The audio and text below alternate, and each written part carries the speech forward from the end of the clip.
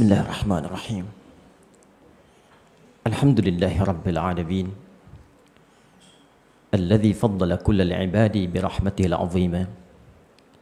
Wassalatu wassalamu ala rasulillahi ahbaban nasi wa atqahu 'inda Allahi jalla wa ala.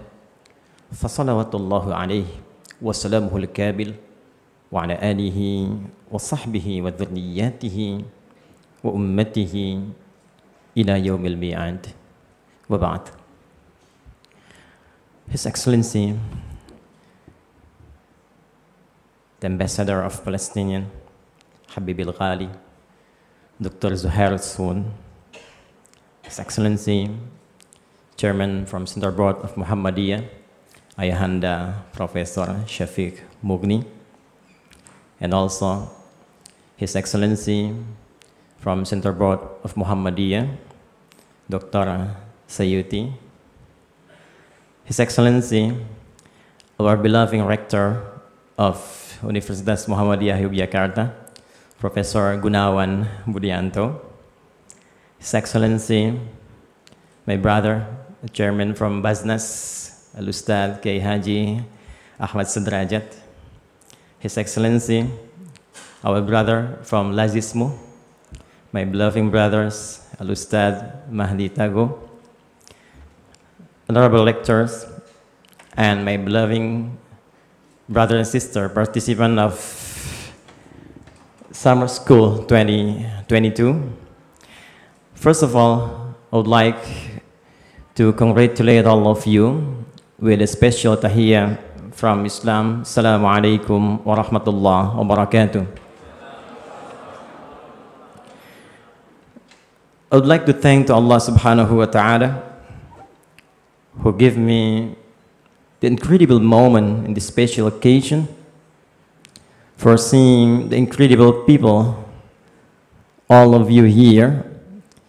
Actually, it is honor for me to be here, so thank you to especially Pak Rector for having me today. It is very inspiring for me, and I hope all of you, the participants, can create our future from here, and I hope you can get your success in the future, inshallah. Actually, the honorable rector took his part in English. Then he continued, the honorable, His Excellency Ambassador took his part and combined between English and Arabic. Then Ustadz Ahmad Sudrajat took his part, combined between Bahasa, English, and Arabic. So now I demanded to deliver my speech to combine Bahasa, English, and Arabic in the same time.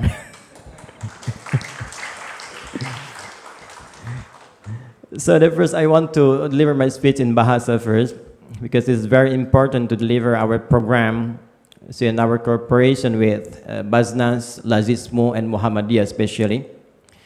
Bapak Ibu sekalian, sejak tadi di awal kita menyanyikan, dan saya tidak ingin mengatakan menyanyikan saja, tapi juga menghayati dari mulai lagu kebangsaan kita.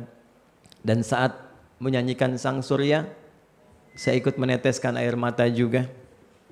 Karena memori saya kembali kepada bagaimana Kiai Haji Ahmad Dahlan dulu mendirikan persyarikatan ini. Sang Surya itu yang dibuat oleh sosok yang sangat luar biasa, Pak Jarnawi Hadikusuma. Isinya dalam sekali.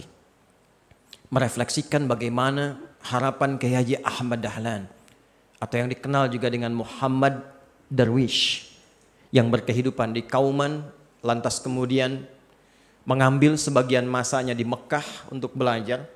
Saya ingin tegaskan, beliau itu satu di antara cucu Nabi Muhammad SAW yang nasabnya tercatat di himpunan catatan para nasab yang berada di Jakarta di Jamiatul Khair.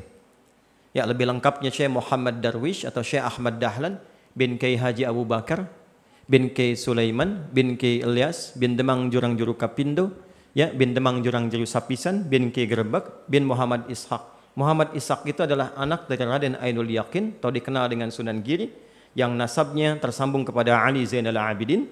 anak dari Al-Husain, adik dari Al-Hasan, anak daripada Ali bin Abi Thalib, zauj Fatimah Az-Zahra bintu Rasulullah sallallahu alaihi wasallam, Muhammad bin Abdullah bin Abdul Muttalib bin Hashim bin Abdul Manaf bin Qusay bin Murrah bin Kilab bin Ka'ab bin Ghalib bin Fihr bin Malik bin Nadar bin Kinana bin Khuzaimah bin Mudrika bin Ilyas bin Nizar bin Mudar bin Ma'ad bin Adnan bin Addi bin Adri bin Muqawwam bin Nahur bin Tarikh bin Ya'rub bin Yasjub bin Nabit bin Ismail alaihissalam bin Ibrahim alaihissalam bin Azar atau bin Nahur bin Abir bin Kinan bin Arfakhshad bin Sam bin Nuh alaihissalam bin Mihlail bin Matushalah bin Kinan bin Anwas bin Thith bin Adam alaihissalam.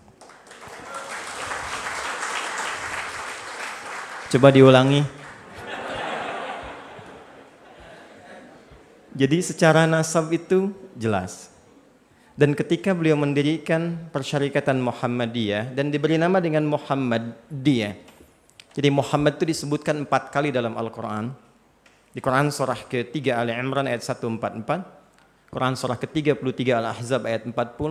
Quran surah 47 dengan namanya ayat kedua. Dan Quran surah 48 ayat 29.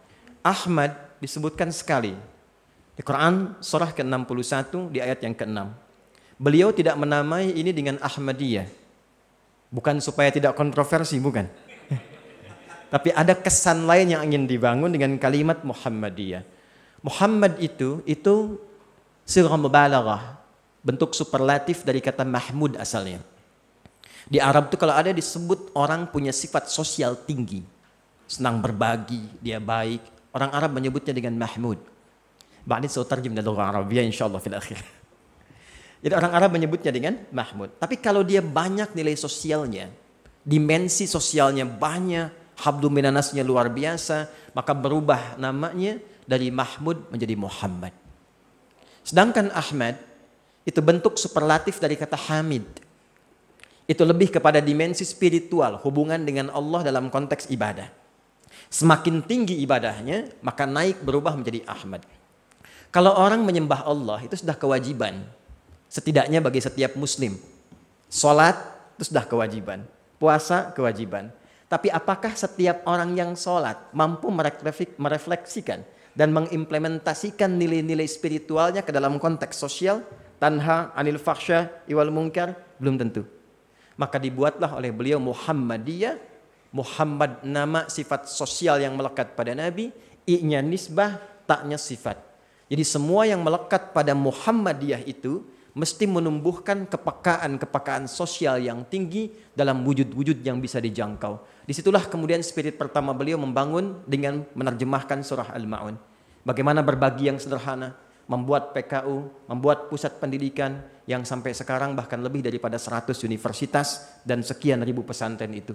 Yang ingin saya sampaikan, ini dahsyatnya.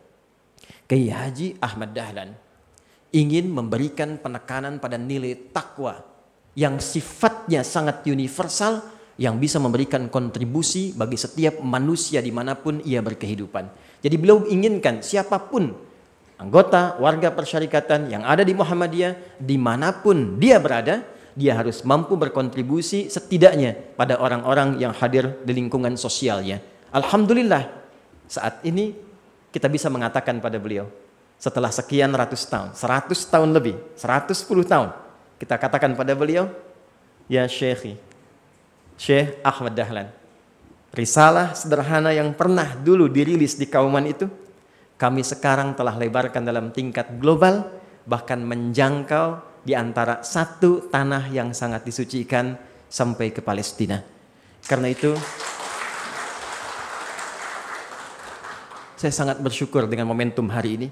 Ini adalah bagian dari refleksi takwa kita. Dan takwa disebutkan 155 kali dalam Al-Quran. Derivasinya 240 kali. Di antara sekian penyebutan itu, ada yang terkait dengan unsur pendidikan.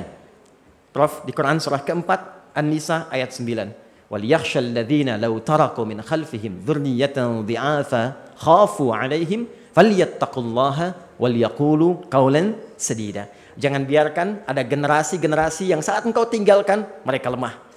Di antara lemah itu bisa iman, bisa harta, tapi juga ulama sepakat bisa lemah dari aspek pendidikan. Maka ini ada Basnas, ada stakeholder dari negeri kita juga.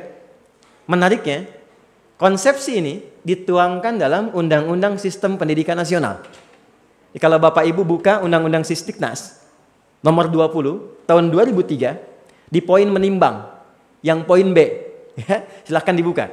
Undang-Undang Dasar Negara Republik Indonesia tahun 1945 mengamanatkan kepada negara Indonesia untuk menyelenggarakan satu sistem pendidikan demi meningkatkan keimanan dan ketakwaan kepada Tuhan Yang Maha Esa serta akhlak mulia.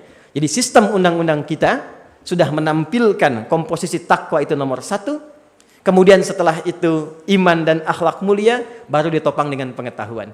Dan amanat itu sekarang diimplementasikan oleh Muhammadiyah, jadi menyatu antara nilai-nilai Qur'ani, nilai-nilai kebangsaan, dan nilai-nilai kemuhammadiyahan. Jadi saya ucapkan selamat kepada UMY, Universitas Muhammadiyah Yogyakarta, yang mengambil bagian dari orang-orang hebat yang mengimplementasikan nilai-nilai kemuliaan tadi. Semoga mudah-mudahan ke depan UMY yang sudah hampir lebih dari 41 tahun ya, Prof ya, tetap berkembang, lebih maju, dan ke depan insya Allah di Quantum Akhyar Institute kami siap jika ada hal yang ingin disinergikan. Sementara izin kami telah bangun 3 masjid, kemudian ada perpustakaan, ada klinik di sekitaran Yogyakarta ini. Izin Pak Suyuti, Prof Mugni, yang mungkin ke depan mudah-mudahan bisa diimplementasikan. Saya menginginkan UMJ sudah, ITB proses, kemudian UPI, Tazkiyah sudah 2.500, Ibnu Khaldun 5.000, ya.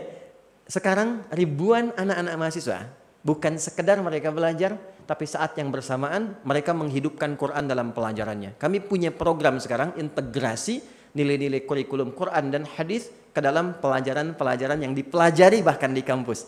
Dengan harapan Anda belajar, lulus IPK 4, di wisuda hafal Quran 30 juz. Ya. Kita punya paket, Prof. Jadi paketnya buku menghafal Quran, 3 buku. Itu kita punya program karantina 30 hari hafal 30 juz.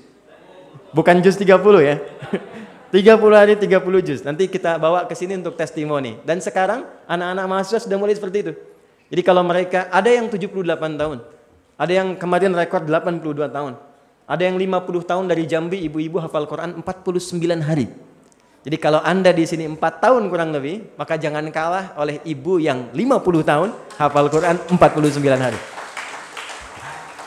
Tayyibu akhussu bi dhikri li ahibbai al-ikhwah min Filistin. Hubbi mawsulun ilaikum bila hududi. Falyawma innahu yawmun maymun. واليوم يوم مشهود يوم أن طلع إخوتنا من الأرض المقدسة التي ذكرها الله سبحانه وتعالى بقرآنه بكلمة طيبة تاريخية بل حفظها ويحفظها كل جيل من المؤمنين سبحان الذي أسرى بعبده ليلا من المسجد الحرام إلى المسجد الأقصى الذي باركنا حوله لنريه من آياتنا إنه هو السميع البصير. فقضية فلسطين ليست قضية إسلامية فحسب، بل تجاوزت عن ذلك فأصبحت قضية إنسانية يحتاج إلى ضمير الإنسان الصافي لينظر إلى الأفق البعيد لكي يستطيع كل إنسان أن يتمتع بحريته ويتمتع بسلامته واطمئنانه. فهذا دور صغير سعادة السفير مني ومنا ومن شعب الأندونيسي الذي قد يكون هذا أيضا معيار حبنا إليكم. فأنا قلت لسعادة السفير قبل قليل بعد الجمعة عندما تحدثنا فقال يا أستاذ شكرنا وتقديرنا إليكم. فقلت له لا سعادة السفير، لا شكر على الواجب، لأننا ما نحتاج إلى جزاء ولا شكور، لا نحتاج إلى جزاء ولا شكور، بأن هذا واجبنا. قد أتاكم دوركم قبل 50 أو 70 سنة ماضية عندما أتى المفتي الشيخ الأمين الحسيني فدعم استقلالنا أندونيسية، فتحررنا فاستمتعنا الآن بالحرية والاستقلال. fal'ana wa tilkal ayyamu nudawiluha bainan nasi ya'ti dawruna lina'mala ma amila syaykhukum fil madi liyakuna dawruna al'ana fil mustaqbal wa fil hali. فهذا طبعا دور صغير بسيط فنتمنى إن شاء الله أن نتواصل جسور التعاون بيننا وبين الإخوة الفلسطينيين بأي طريقة دبلوماسية إنسانية أو اجتماعية فنحن مفتوح إن شاء الله 24 ساعة. فأنا حقيقة أخص رئيسا واحدا بل كونت يعني قسم الخاصة علاقة خارجية لتهتم هذا القسم أو هذه العلاقات لشؤون الفلسطينية. فالحمد لله تحرك المجتمع الإندونيسي فهم جمعوا يعني بصفية قلوبهم ليس هذه التبرعات وإنما هذه تعبير عن حبنا إليكم. لا تصوروا هذا التبرعات، أنتم لا تحتاجون إلى التبرعات، لا تحتاجون إلى المساعدة، وإنما أنتم تحتاجون إلى جسد المحبة، وهذا تعبيرها الحقيقي. حتى الآن حبيبي أنا أهتم أيضا بالأيتام هناك في فلسطين. سعادة السفير عندنا برنامج لكفالة الأيتام، والحمد لله تكفلنا تقريبا حوالي 400 يتيما هناك في فلسطين وموصول إلى هناك، ونتمنى أن يتقبل الله سبحانه وتعالى منا ومنكم يعني حسن العبادة وحسن الاستقبال إن شاء الله. Thank you once again for this special occasion. And actually I'm very surprised in this moment because I have to face the incredible people from around the world, around I think approximately more than 42 countries in the world. So congratulations once again for all of you. Inshallah, we're standing with you during your living here in Indonesia. If you need any assistance or if you need anything, you can call my staff and you can call or connect to your administration in this campus. So inshallah, I think you have once again to create our own future here and take your best for your future during your living here. Congratulations for all for the summer school 2022 during in Palestinian scholarship for all. Thank you once again for all. Nun wal kalam wa yassirun. Assalamualaikum warahmatullahi wabarakatuh. Sebelum saya tutup, ini berapa yang baru yang datang? Yang bergabung, yang ada di sini?